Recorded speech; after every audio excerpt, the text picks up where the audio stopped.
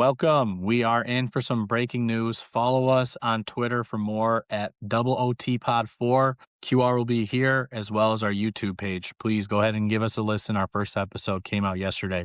DJ Moore, Anth, big news to the Buffalo Bills. Also a fifth-round pick to the Buffalo Bills, getting back a second.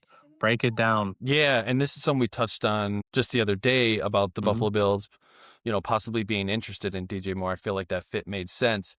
Yeah, from a Bears standpoint, the Bears had to do this. They just, at $28 million, he couldn't be your most expensive player on your roster and your third or fourth option on offense. So he had to get moved.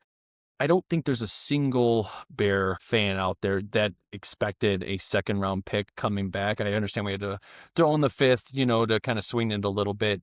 But to me, this is a no-brainer win from the Bears standpoint. Like Ryan Poles did really good here. From the Bills side, just kind of going back and forth with a lot of the fans from the Bills, they feel like it was an overpay for sure. Look, it looked like the Patriots had some interest in DJ Moore, and maybe there was that battle going on, throughout the division. It just maybe forced Buffalo to kind of up their ante a little bit. I love the player. I feel like he's a perfect fit for that offense.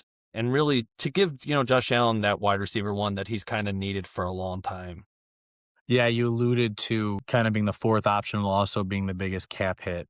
That does not work in the NFL. So it was a must have for the Bears, like you mentioned on the episode. I think we also talked about that compensation we thought would be closer to a mid, third, fourth, just because of the $28 million right hit to the salary. Yeah. But to get the second, that's a huge deal for Ryan Poles. I'm pretty shocked behind it. I feel like a lot of Bear fans were shocked to see that. And to me, you have to kind of wonder if maybe this started somewhere in like the third round pick for DJ, type. And I don't know, maybe the Bears desperately wanted a second rounder, right? And so they maybe had to throw the sweetener in with the fifth rounder to make it happen. You just kind of get the feel that something's up with Chicago. Like, they want the second round pick. They now have plenty of capital to go out and acquire, maybe a Maxx Crosby or something along those lines. This is a win for Chicago. And again, for Buffalo, it just makes a lot of sense. The free agent wide receiver class is not deep. The trade market is there. You don't want to pay the 1+ for AJ Brown. So DJ Moore is probably option B in that route. And, good for them. They're getting a hell of a player. Yeah, you are deciding to pay DJ Moore, who's obviously a lot younger than Mike Evans, the top free agent out there, right, or an Alec Pierce, who's going to command the same money as DJ Moore, but in my opinion, outside of last year, a lot less proven. DJ had a career low this year, right? I think it was 50 catches for 670 yards or so. Right. But you take back to his Carolina days, Joe Brady was a coordinator there. Back-to-back 1,100-yard seasons with him. Obviously was a centerpiece, kind of the first centerpiece for the Bears, is part of trading away the first pick, right? Bryce Young over to Carolina. Caleb eventually, that all worked out for Chicago. So to me, I think it makes a lot of sense for Buffalo too, right? They don't have a 1A or really even a 1B receiver. Shakir, kind of the closest thing they have there. They have a very good chemistry. But when you can get a guy like DJ who has, as you alluded to, stretched the field, makes big plays, is a great teammate, like Josh Allen needed it. Yeah, 100%. And, DJ was, again, being a Bear fan, he was one of my favorite players. And unfortunately in this league, this is how these things tend to work. And there was really no option for him to stick around. You just couldn't do it. I'm sad to see him go. I respect Ryan Poles, and I don't know if this has anything to do with it, but I respect the idea that he's at least going to go play in Buffalo and compete for a championship. He could have sent him to Cleveland or, whatever. So good for DJ. He's going to have a good year with Josh Allen, and the Bears move forward.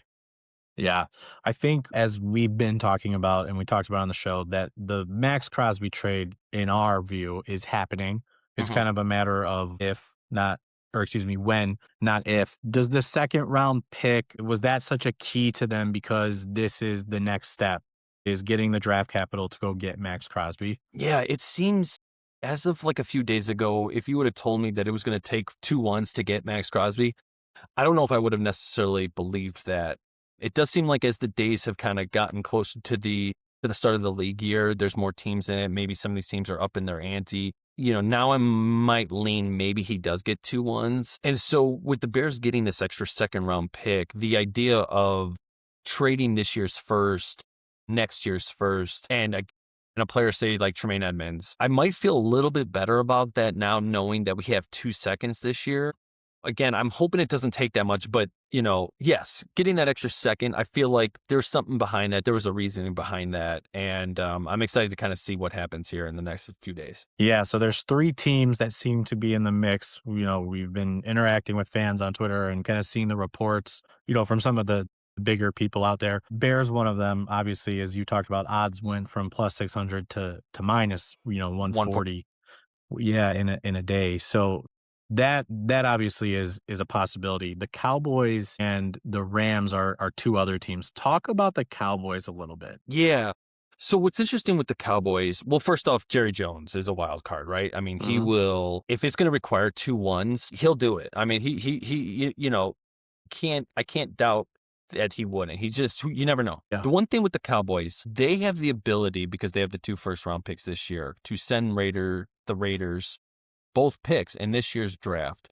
The way I always kind of look at picks, they're more valuable, that in the coming year than they would be the following year, especially in the Raiders case. They got the young quarterback, so, you get some, whether it's some weapons on the defensive side or more protection for them or some weapons on the outside, whatever. They can offer that to the Raiders. And I think the Raiders do really like that. Yeah. Some of the other teams, you're talking a first this year, maybe a first next year, so I think they could offer that. What's interesting with the Cowboys is that with their recent restructures, Dak, CeeDee Lamb, Dak next year's cap hit is going to be over $70 million. CeeDee Lamb, he's going to be north of 40, I think it's like $44 million cap hits. Sure, you can continue to kick the can down the road, but at some point you got to pay the bill. And so are you comfortable bringing in Maxx? Like, to me, if you're bringing in Maxx, you're going for it now, this year.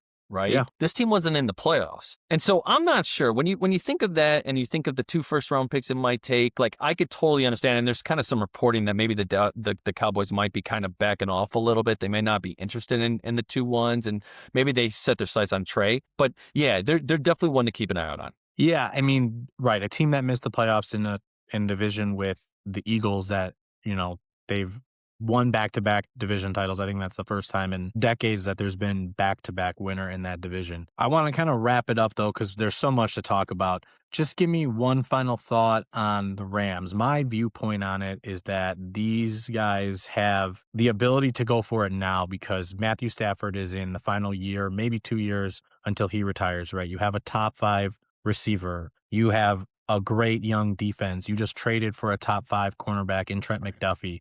And you still have one more first-round pick, the 13th pick. That team, to me, makes a lot of sense to say, I'm going for it right now. Our window is right now. And Maxx Crosby is going to be the difference maker to get us over Seattle and then to get us to a Super Bowl. Yeah, I couldn't agree more. And if there's any team in the league that doesn't mind throwing away first-round picks, it'd be the Rams, right? Yeah. So... obviously the Stafford deal. I mean, what was it? They didn't have a first round pick for 4 or 5 years, something crazy like that. Yeah, I mean, and they just traded the one yesterday. So yeah, no, I could see them being aggressive. They're not far off, clearly. And so you add him to that defense, that defense unit becomes really good. So I could see the Rams being involved. I could see a little bit on the Eagles being involved. There's some kind of reporting that maybe on the Eagles getting involved. You never know with Howie. So yeah, I think if you look at it, Cowboys, Rams, Bears, maybe Eagles. It's going to be pretty interesting. And I feel like something's going to be breaking here, in the next few days. Yeah, I'm hoping something breaks soon. Guys, if it does break tonight, tomorrow, the next couple of days, we'll break it down with you. Thank you so much for joining us. This was our little short version here to cover the breaking news of DJ Moore. Go ahead, guys, follow us again on Twitter, on YouTube at OOTPod4. You guys have a good one.